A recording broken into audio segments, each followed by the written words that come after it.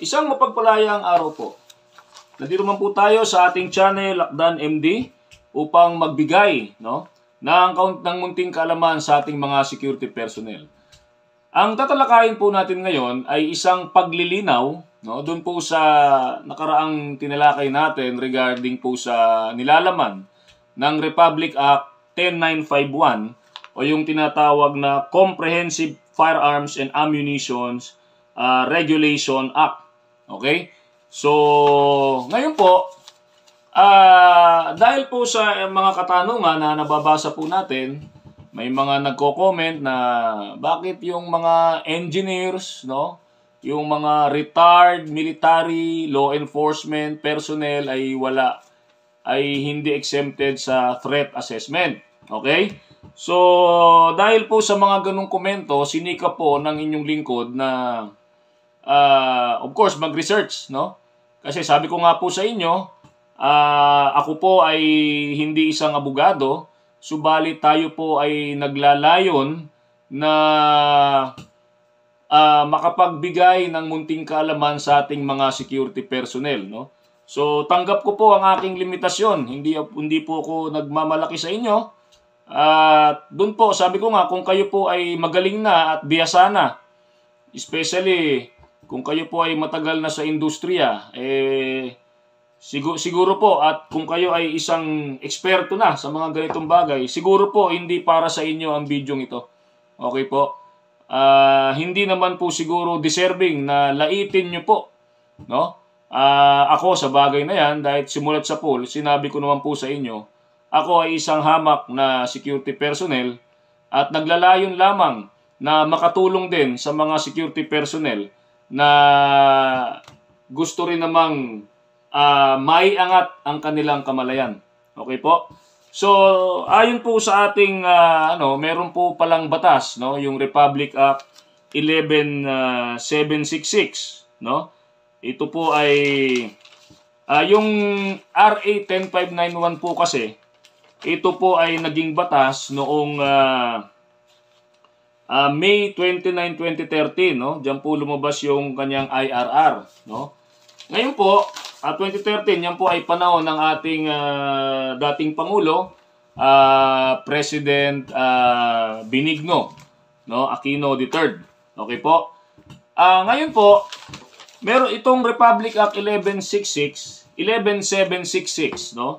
Ito po ay consolidation ng Senate Bill number 1155, ng 18 Congress, na na-file noong November 6, 2019 at House Bill number 10610. Okay? So, ito po ay naglalayo na amyendahan yung Section 7 and 19 ng Republic Act 10591.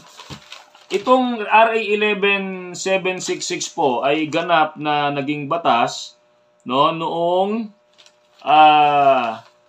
May 6, 2022, sa panahon naman po ng ating Pangulo Rodrigo Roa Duterte, So, dito po, masasagot po yung ilang mga tanong. Kasi ito po ay amyenda doon po sa Section 7 regarding po sa carrying of firearms outside of residence or place of business. At sinususugan din po nito yung mga probisyon sa Section 19 ng RA 10591 regarding po sa renewal of licenses and registration of firearms. Okay. So, unahin na po natin itong Section 7. Okay. So, ang sabi po rito, a permit to carry firearms outside of residence o yung tinatawag po nating PTC4 shall be signed by the Chief PNP, ganun pa rin naman, Chief of the PNP, or duly authorized representative to any qualified person whose life is under actual threat or is in imminent danger due to the nature of the person's profession, occupation, or business, provided that such permit shall be valid for 2 years from the date of the approval of the application unless sooner revoked or suspended. Okay?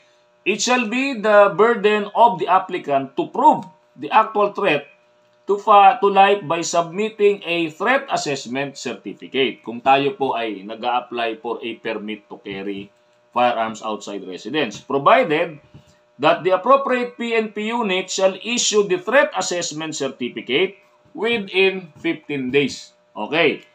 So, yung sumunod pong talata, okay, ito na po yung inaabangan nung mga nagko-concern or nagtatanong kung pwede bang walang threat assessment certificate. Okay, ito po.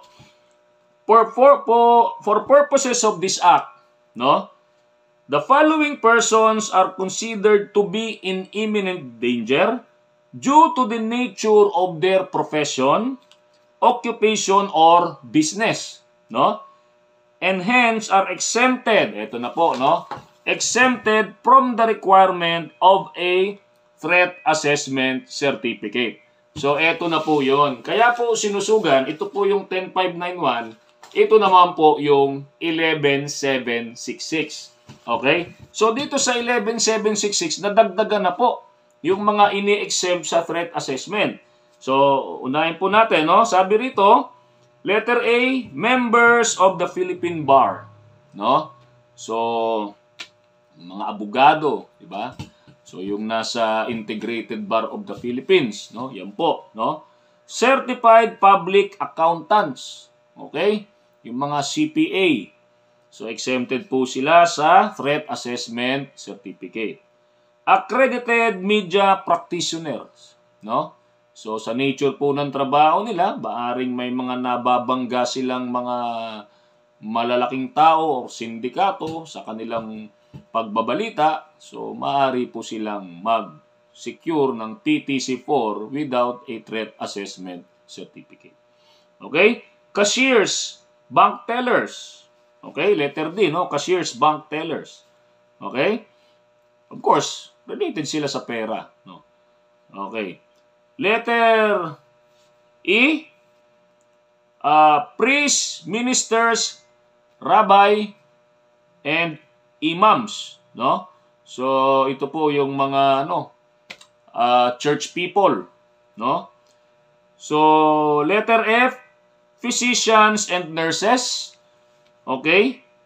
Engineers, no? So dito may mga nagtatanong na bakit yung mga engineers hindi kasama. Ito sinama na po rito sa 11766. So yung mga engineers, especially yung mga engineers na medyo critical lang generally mga engineers, so exempted sila sa threat assessment. They can apply for a PTC4, no? Without a threat assessment certificate. Okay?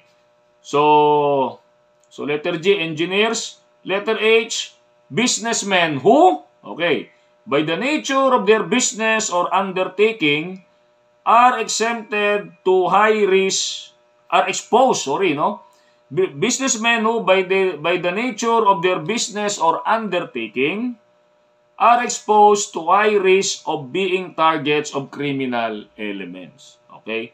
So, dito, titingnan dito yung nature of business and of course, mag-accomplish kayo ng undertaking dito. Okay po? So, elected incumbent, so letter I, elected incumbent and former officials, no? It refers to a government officials, elected officials, okay? So it refers to that, okay? So, and letter J, active and retired military and law enforcement personnel. So nasagot na po yung mga concern or mga katanungan nung ilan pong nagkomento doon po sa mga bidyong tinalakay po natin, okay? So humingi po ako ng paumanin sa inyo. No, kasi po siyempre tayo po ay sabi ko nga